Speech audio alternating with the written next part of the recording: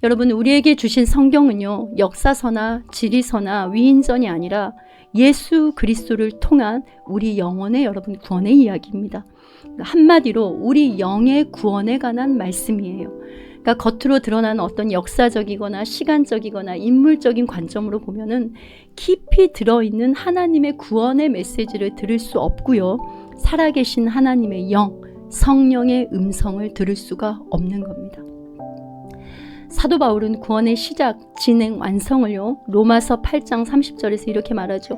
부르시고가 뭐예요? 거듭나고, 그리고 의롭다 하시고, 성령에 의해 그리스도의 장성한 분량까지 자라고, 그리고 영화롭게, 즉 어린 양의 혼인잔치의 신부에 들어감이라고 했죠.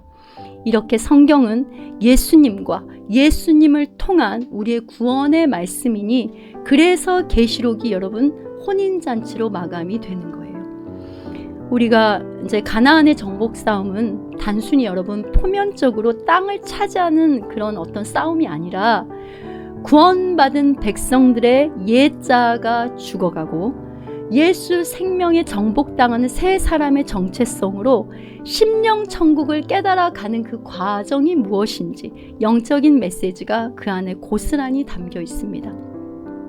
가나안 족속 역시 내 안에 먼저 자리 잡고 있는, 그러니까 어떤 인간의 힘으로도요 완전히 쫓아낼 수 없는 그 가시와 같은 바로 우리 안에 옛사람입니다. 그러니까 가장 치열한 여러분 전쟁이 바로 성령과 육신의 소욕의 전장인 우리의 마음이에요. 그래서 지킬 만한 것 중에 내 마음을 지켜라, 이렇게 하나님께서 말씀하신 거예요. 그러니까 예수 생명이 다 정복해가는 내 영의 영적 전쟁터가 여호수아에게 여러분 다 들어있는 거예요. 이런 의미에서 가나안 정복은 내 영혼에 주신 오늘 살아계신 그리스도의 말씀으로 유월절 예수 피로 거듭나고 홍해와 요단강을 지나 구원받은 교회 성도가 심령 천국, 즉 말씀에 통치받고 말씀에 의해 장악되어지는 과정에서 드러나는 우리들의 옛자의 모습들, 그리고 불순종의 모습들, 이런 실제 매일의 또 우리 일상에 일어나는 내 영과 그 영의 안과 밖에서 일어나는 온갖 전쟁들을 깨닫는 관점으로 여러분 보아야 합니다. 먼저는 갈렙이 분배받은 헤브론은요, 유다 지파 땅 중에 제일 먼저 분배받은 땅이에요. 그리고 여호수아는 그 분배가 다 끝나고 마지막에 딥낫세라를 받습니다. 그러니까 여호수아와 갈렙이 분배받은 땅, 바로 그 땅의 의미에 예수님을 통한 구속을 숨겨 놓았습니다. 땅, 즉 흙으로 지음받은 우리의 심령이 원래 어떤 심령의 땅이었는지, 그럼에도 불구하고 하나님이 어떻게 구원하셔서 그리스도의 성전된 새 땅이 되었는지를 말씀하시는 깊은 의미가 있어요. 갈렙은 왜 헤브론을 하필이면 달라 했을까요? 갈렙이 가지고자 하는 땅은 여러분이 이제 여호수아서를 다 읽어봐서 알겠지만 아낙 사람 가운데도 가장 큰 사람들이 있는 곳이라고 그랬어요. 그러니까 험한 정복 싸움이 기다리고 있는 곳이자 거의 900m가 넘는 험준한 바위덩이를 달라고 한 거하고 똑같아요. 그러기에 이 산지를 내게 주소서, 이 말의 참뜻은 십자가를 내게 주시옵소서, 바로 이 뜻이에요. 전쟁이 있고 험한 길들이 있는 바로 그것을 달라고 한 거예요. 갈렙이 달라고 한 땅인 헤브론은 유다 지파 지경 내에 아브라함이 독자 이삭을 바친 모리아산, 그리고 예루살렘을 세운 성전을 세운 산, 그리고 오르난의 타작마당, 그리고 골고다의 그 구속적인 의미와 함께 하잖아요. 헤브론, 이곳에 신약의 여러분 십자가가 세워지고 구약에 아브라함이 독자 이삭을 바친 곳입니다. 이삭이 자기를 태울 나무를 지고 올라가는 이야기나 예수님이 십자가를 지고 골고다를 올라가는 이야기는 같은 말씀인 거예요. 나무 제단에 이삭이 누움과 예수님이 십자가에서 제물되어서 달리심은 같은 말씀입니다. 예루살렘의 중앙에 있는 헤브론, 죄인의 심령의 그 가운데 선 십자가입니다. 이삭의 번제단이 선 그 자리, 그리고 예수님의 십자가가 선 바로 그 자리, 이 예수님의 사랑이 이토록 험준한 바위덩이인 죄로 굳어진 나라는 땅이 예수님의 보혈을 수혈받은 예수님의 처소 삼은 바로 성전이 된 거예요.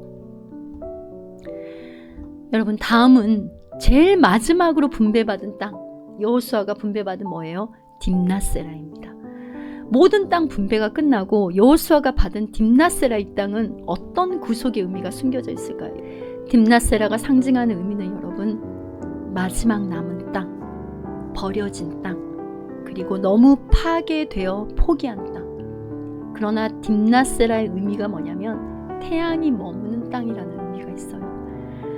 다른 사람이 사는 성읍으로 복원하려면 막대한 힘과 값이 들어가야 되는 거예요.